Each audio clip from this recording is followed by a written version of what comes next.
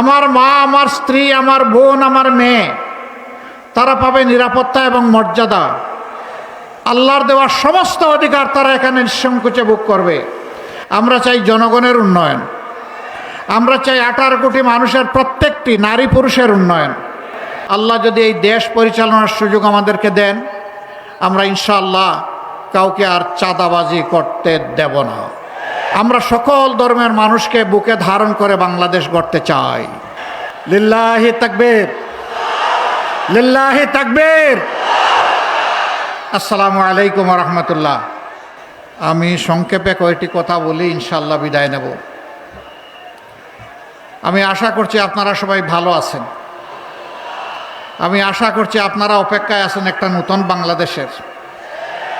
সেই বাংলাদেশটা কয় তারিখ পাওয়া যাবে? ইনশাআল্লাহ 13 তারিখ পাওয়া যাবে ইনশাআল্লাহ। আল্লাহ তাআলা আপনাদের মনের এই আকুতি কবুল করুন। স্বাধীনতার পর 54 বছর, পাকিস্তান সৃষ্টি হওয়ার পর এখন 54-এর সাথে আরও 23 আমরা যোগ করলে 77 বছর এই ভূখণ্ড এভাবেই চলছে। এক ভাই বলেছেন রাজশাহীতে কোনো উন্নয়ন হয় নাই। না, উন্নয়ন হয়েছে দুই ধরনের।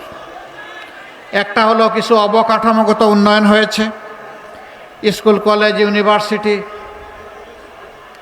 তারপরে সামাজিক বিভিন্ন প্রতিষ্ঠান, ব্যবসা প্রতিষ্ঠান, ঘর বাড়ি, রাস্তাঘাট, এগুলার কিছু উন্নয়ন হয়েছে। আবার 54 বছরে উন্নয়ন হয়েছে দুর্নীতি এবং চাঁদাবাজির।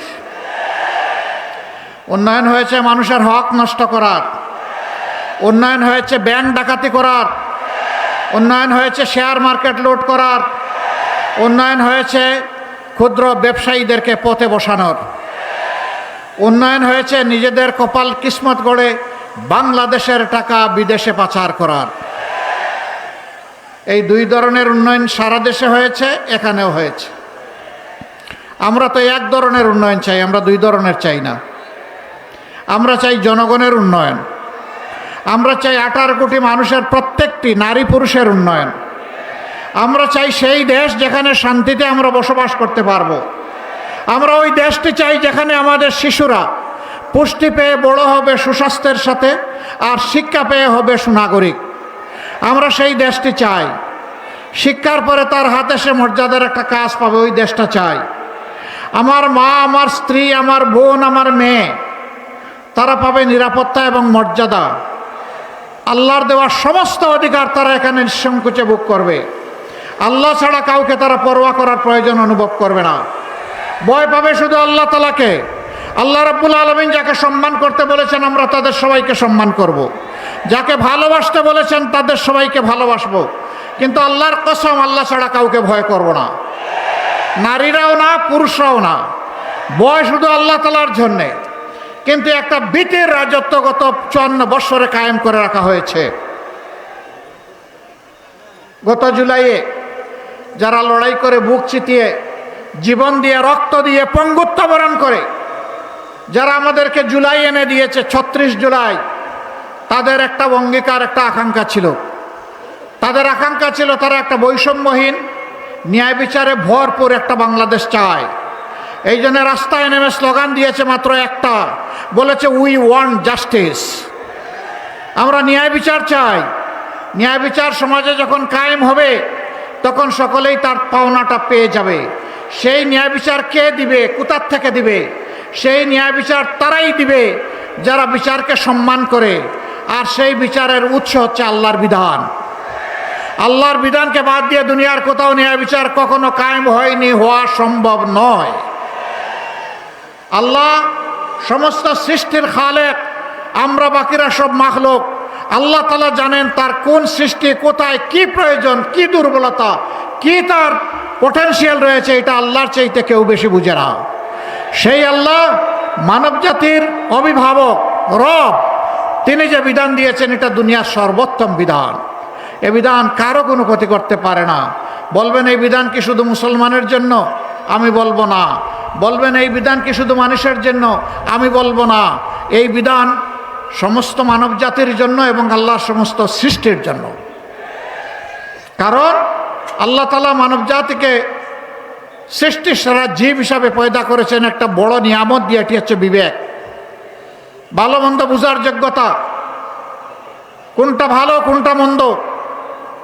আর এইটা বুঝিয়ে দেওয়ার জন্য আল্লাহ তাআলা যুগে যুগে নবী পয়গম্বর এবং কিতাব পাঠিয়েছেন। আমরা সকল ধর্মের মানুষকে বুকে ধারণ করে বাংলাদেশ গড়তে চাই। আল্লাহর বিধান কারো উপর জুলুম কখনো করতে পারে না, জুলুম করার প্রশ্নই উঠে না। এদেশে আমরা মুসলমান, হিন্দু, বৌদ্ধ, খ্রিস্টান, নারী, পুরুষ, এই দেশে বহু নৃতাত্ত্বিক গোষ্ঠী আছে, সাঁওতাল ভাই বোনেরা আছে। আমরা সবাইকে নিয়েই আমাদের বাংলাদেশ। এই স্টেজে কিংবা সামনে, ডানে কিংবা বামে দেখবেন যে দুইটা মানুষ হুবহু সমান না, কিন্তু সবগুলা মানুষ মিলেই আমাদের এই সমাজ। আমরা এই জাতিকে আর বিভক্ত করতে দেব না। আমরা ঐক্যবদ্ধ একটা জাতি নিয়ে এগিয়ে যেতে চাই। এই জন্য আমাদের 11 দলের স্লোগান হচ্ছে ঐক্যবদ্ধ বাংলাদেশ। আমরা আর বিভক্ত করে জাতিতে জাতিতে, মানুষে মানুষে আর হিংসা এবং বিদ্বেষ জাগিয়ে রাখতে কাউকে দেব না।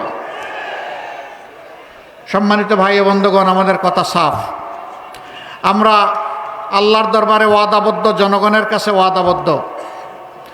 জনগণের রায়ের মাধ্যমে, ভোটের মাধ্যমে, ভালোবাসা সমর্থনের মাধ্যমে আল্লাহ যদি এই দেশ পরিচালনার সুযোগ আমাদেরকে দেন, আমরা ইনশাআল্লাহ কাউকে আর চাঁদাবাজি করতে দেব না।